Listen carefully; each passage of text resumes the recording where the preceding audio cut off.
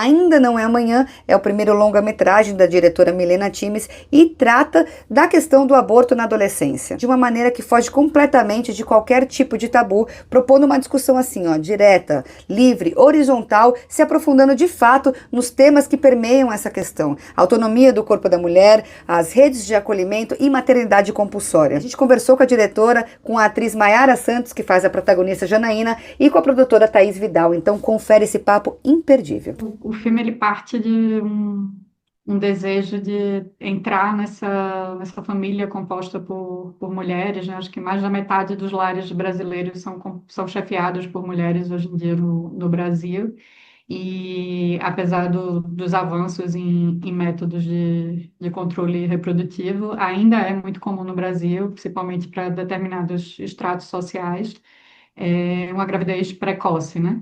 E aí eu queria, de alguma forma, investigar esse ambiente familiar composto por essas três gerações de mulheres que foram mães muito cedo, como essas relações se estabelecem, que tipo de semelhanças existem entre elas, que tipo de diferença, como cada geração também vai se colocando de uma forma diferente, como esses papéis de mãe, avó, filha, irmã, neta se misturam, né, nesse contexto de cuidado partilhado. Então, o tema da maternidade sempre foi muito presente desde a da origem do projeto, mas era um desejo nosso tratar a maternidade não como um destino inexorável na vida de qualquer mulher, mas como uma decisão, como uma escolha, que talvez nem todas elas tiveram a oportunidade de fazer, né?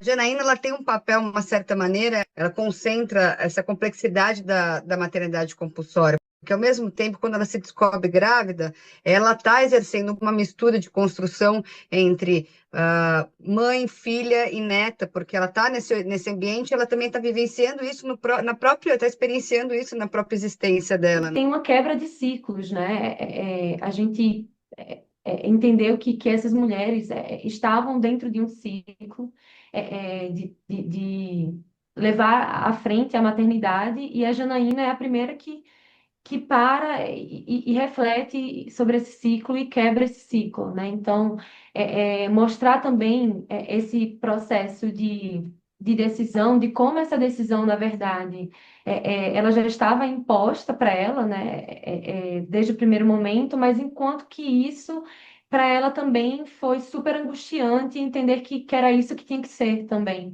sabe? É impossível não falar da Amanda Gabriel, que foi a nossa preparadora de elenco. Eu acho que falar muito da preparação fala também de como a gente gravou, de como foram os sets, de quais foram as nossas escolhas para essa personagem. Porque a gente trabalhou beat a beat, a gente entendeu intimamente, profundamente todas as questões. Eu acho que por isso que tudo é lido e é visto com tanta espontaneidade, tanta naturalidade, de forma tão. O filme é muito cotidiano, né? Então acho que a gente foi trazendo isso e registrando isso no corpo, quase que registrando como uma segunda natureza, A sabe? gente queria também trazer um recorte não só de pontuar na adolescência como esse lugar onde o aborto poderia ser uma alternativa, né? No sentido de ser alguém muito novo. Não, a gente está falando de uma mulher que poderia ter e poderia não ter, mas ela escolhe não ter por vários fatores, inclusive pelo seu próprio desejo. Então, acho que isso foi uma coisa que foi amadurecendo no nosso processo, no trabalho de Milena como roteirista, e nessas experiências de um longo caminho, porque a gente filmou em 2022, então foi muito tempo trabalhando. E mãe, filha, avó, enfim, das três mulheres, foi algo que foi muito construído por Milena e também acho que muito construído pelas atrizes no processo de preparação, e que é o que fica impresso no filme, né?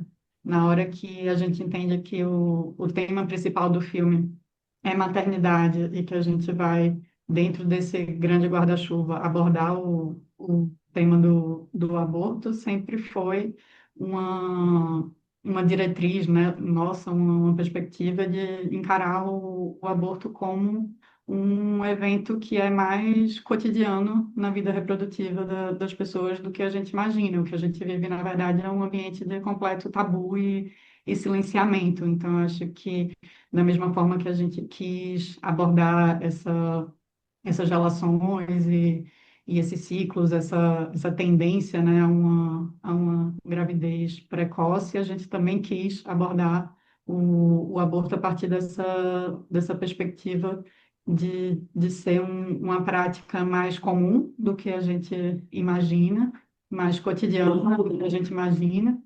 e tratar isso com uma frontalidade, com uma franqueza, sem necessariamente resvalar para essas camadas externas, né, da imposição social, do julgamento moral. Isso tudo está muito permeado no filme, a partir das pressões que a personagem sente e do silenciamento que ela própria se impõe por talvez projetar que ela não vai encontrar o acolhimento que ela espera, mas a partir dessa perspectiva e desse olhar da personagem, né? De trazer a pessoa por trás da decisão, a pessoa por trás da escolha, para a centralidade da história, ao invés desses aspectos externos que se impõem na decisão, né? A gente trazer a pessoa e a experiência por trás para esse lugar de centralidade da história. Como vocês começaram lá atrás,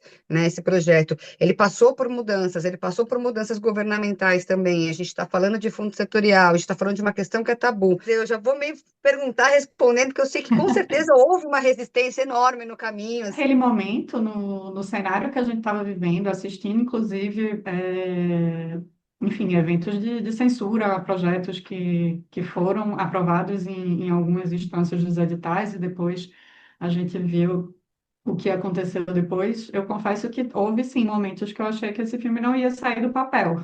Esse ambiente e a temática que a gente estava trazendo tenham instigado mais uma reflexão sobre, afinal, que escolhas artísticas, narrativas e políticas a gente estava fazendo com o projeto, nesse ambiente que a gente viu oscilar drasticamente, né, na última década. Houve momentos que eu estava mais otimista sobre uma determinada abordagem, houve momentos que eu estava extremamente pessimista sobre em que tom era possível abordar esse tema no Brasil hoje. Uhum. E não que isso defina as escolhas, mas eu acho que elas atravessam também, né? A gente filmou durante a campanha de 2022 e eu lembro que eu pensava diariamente, dependendo do resultado dessa campanha, talvez eu tenha que recalcular a minha rota, porque eu não sei em que ambiente esse filme vai ser lançado. Então, acho que todo esse contexto, somando ao tabu do tema, sempre atravessou muito todo o processo de desenvolvimento e de pensamento em torno da abordagem do projeto. E tem uma cena que para mim é muito especial, que a personagem, né, que é a Janaína, ela pergunta para uma outra menina como é que foi para ela. É quase realmente isso, sabe? De expandir nessa horizontalidade que vocês colocaram, realmente, sabe? De perguntar de verdade, como se precisasse. Às vezes tem alguém como espectadora ou espectador que realmente esteja precisando daquela pergunta, sabe? Queria saber de você se houve alguma preparação nesse sentido de saber histórias de outras pessoas, ou de procurar algumas coisas, enfim, de alguém da mesma idade, do seu círculo. Você teve algo nesse sentido? Então, fez parte da preparação a escuta, a minha escuta, porque na época eu tinha 19 anos e eu nunca estive tão próxima da temática como eu tive desde que eu entrei para o filme. Eu tinha os meus posicionamentos, sempre fui muito certa do que eu achava enfim, eu me colocando no lugar, para mim é isso, a mulher escolhendo, a gente tem que, é isso, respeitar. Uhum. Mas eu nunca tinha refletido, ido a fundo e me aproximado tanto da temática como a gente se aproximou e da ótica que o filme propõe, né? Porque eu acho que antes eu sempre colocava outras questões para tentar justificar a escolha, sabe? Ah, questões financeiras, é, vulnerabilidade. Eu acho que eu sempre colocava como segundo plano a escolha. É isso, a escolha daquele indivíduo, a escolha daquela mulher, o que que ela quer? Ela quer, não quer? E é isso. E aí o filme, ele me formou para entender que ela não queria, e ponto. E é isso, isso basta, isso deve bastar. Isso, quando a gente abre o olho para a temática, né, essas mulheres estão do nosso lado. Essas mulheres, a gente trabalha com elas, a gente estudou com elas, enfim, então eu acho que a gente começou a gente até construir a gente falou que construiu um ebó de histórias na preparação, porque essas mulheres tinham um lugar de partilhar e eu de escuta, porque é isso, a minha imaturidade diante do tema era muito grande, então, até para me aproximar, né, e ter mais empatia com a própria personagem. E aí, depois disso, assim, o tanto que esse portal diante do tema se abriu, e teve situações que eu fui a Kelly.